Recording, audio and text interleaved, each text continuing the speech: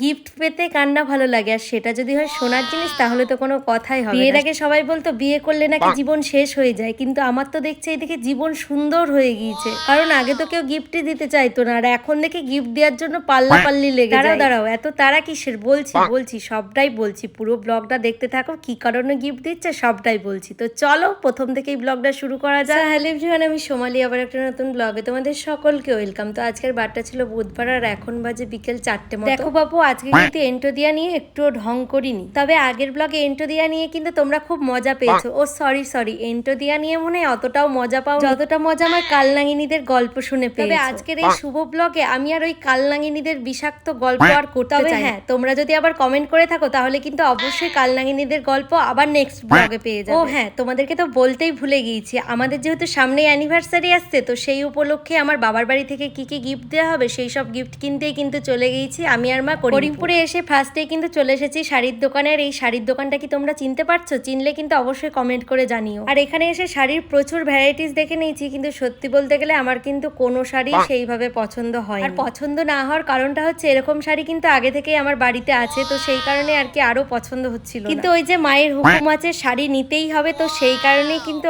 অনেক পরে একটা চয়েস করে নিয়েছি। আর কোনটা নিয়েছি সবটাই কিন্তু পরে দেখি। ব্লগের শুরুতেই যেই কথাটা বলছিলাম, বিয়ের আগে সবাই বলতো বিয়ে করিস না, জীবন পুরো শেষ হয়ে যাবে, কিন্তু আমার ক্ষেত্রে পুরো উল্টোটাই হচ্ছে। কারণ বিয়ের আগে কেউ গিফট দিতেই চাইতো না, আর এখন বিয়ে হয়ে যাওয়ার পর গিফট দেওয়া নিয়ে তো মারামারি শুরু হয়ে গেছে। আর গিফট পেতে কে না ভালোবাসে বলো? আমি তো ভীষণ ভালোবাসি। আমার মতো গিফট পেতে কারা কারা ভালোবাসো অবশ্যই কিন্তু কমেন্ট করে জানি। এই দাঁড়াও তোমরা হয়তো ভাবছো শুধু আমাকে গিফট দেওয়া হবে, একদমই না, তার সাথে সাথে কিন্তু আমার বরকেও দেওয়া হবে। তো সেই কারণেই কিন্তু আমরা চলে এসেছি আর একটা দোকানে। আর এখানে এসেই কিন্তু পাঞ্জাবি সেটগুলো দেখছিলাম, এত সুন্দর, মানে সামনে থেকে না দেখলে তোমরা বুঝতে পারবে না। তো এখানে এসে কিন্তু তোমাদের দাদাভাইকেও ভিডিও কলে সবগুলো দেখিয়েছিলাম, তো ওরও পছন্দ হয়েছে, কিন্তু অনেক সময় না সাইজে গন্ডগোল হয়, তো সেই কারণেই ও বললো দুদিন পরেই যেহেতু আমি ওখানে যাচ্ছি তো আমি গিয়েই কিনে আনবো। তো সেই কারণে আমরা নিয়ে ওখান থেকে বেরিয়ে এসে তারপরেই চলে এসেছি ফোনের কভারের দোকানে। দেখো আমাদের তো জামা হয়, আমাদের ফোনদের কিন্তু জামা খুব কমই হয়, তো সেই কারণেই আজকে ভাবলাম ফোনেরও জামা। আর বাজারে এসেছি কিছু খাবো না, এটা তো হতেই পারে না, তো সেই কারণে আমি আর মা কিন্তু একটা ক্যাফেতে চলে এসেছি। আর এখানে এসে কিন্তু প্যাক করে নিয়েছিলাম পিৎজা আর বার্গার।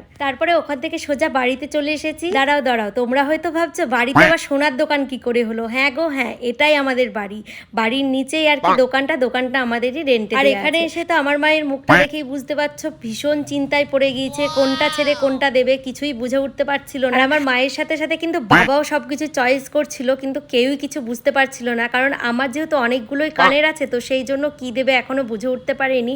তো ভেবে রেখেছি কিছু একটা বানাতে দেবো, তো কি নেব না নেব সবটাই কিন্তু পরে শেয়ার করব। তো অনেক কেনাকাটি হয়েছে, এখন কিন্তু খাওয়া দাওয়ার পালা, কারণ খাওয়াটাই কিন্তু জীবনে আছে, তো খাওয়া ছাড়া আর কিছুই নেই। আর আজকের পিৎজাটা কিন্তু দারুণ ছিল, কোনো কথাই হবে না। আর ফোনের কভারটা তো তোমাদেরকে দেখানোই হয়নি, এই যে কালোটা দেখতে পেলে এটা কিন্তু আমার আর একটা ফোনের, কারণ আমি দুটো ফোন ব্যবহার করি। আর এখন যেটা দেখতে পাচ্ছ এটা কিন্তু আমার মায়ের ফোনের কভার। তো কেমন লাগছে জানিও সবাইকে, আজকের মতো টাটা।